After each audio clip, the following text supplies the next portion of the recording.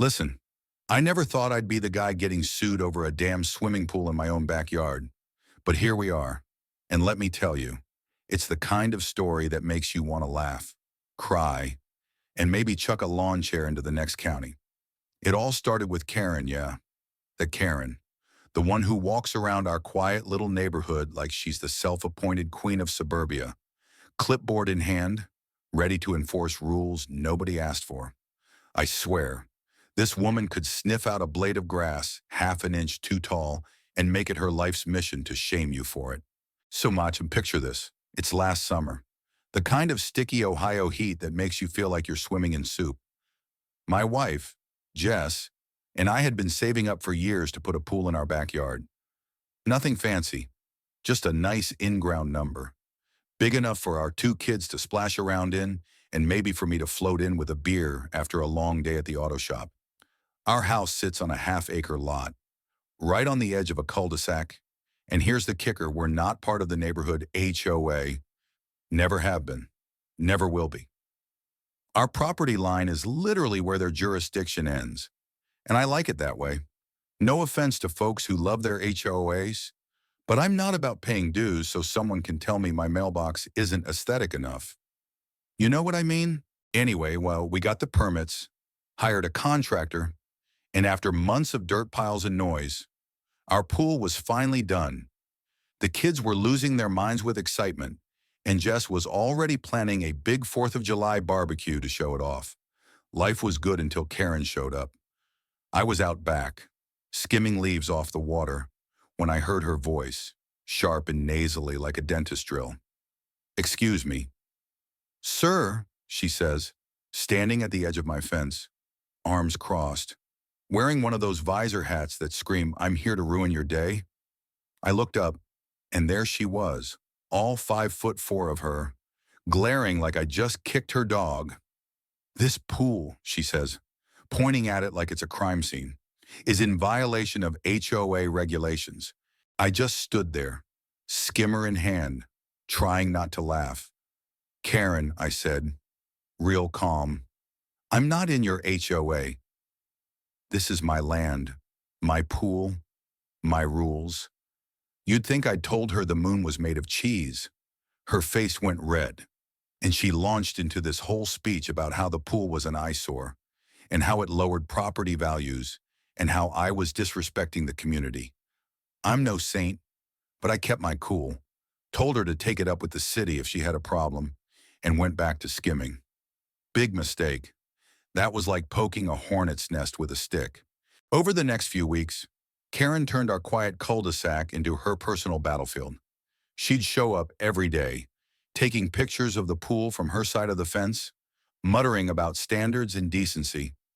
She even started leaving passive-aggressive notes taped to our mailbox stuff like, "Please reconsider your selfish choices for the sake of our neighborhood's charm." Jess thought it was hilarious at first, but I could tell it was starting to get under her skin. The kid, though, they didn't care. They were too busy doing cannonballs and begging me to crank the radio louder. Then things got weird. One morning, I woke up to find my backyard gate wide open and my pool filled with random junk, a rusty bike wheel, a couple of broken lawn flamingos, and what looked like half a bag of potting soil. I'm not saying Karen did it, but I'm not saying it either. I cleaned it up, installed a lock on the gate, and figured that was the end of it. Nope. A week later, I got served with legal papers. Karen was suing me, claiming my pool was a nuisance and a hazard and demanding I fill it in or pay her $10,000 for emotional distress. I laughed so hard I nearly choked on my coffee. Emotional distress over a pool. Yeah, that happened. Now let me back up a sec. I'm not the kind of guy who gets into legal battles. I'm a mechanic, not a lawyer. I fix cars, not dramas. But this was personal. Karen wasn't just coming for my pool, she was coming for my freedom, my family's happiness, my damn right to enjoy my own property.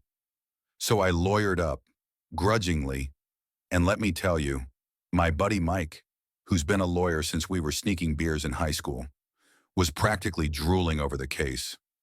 "This is a slam dunk," he said.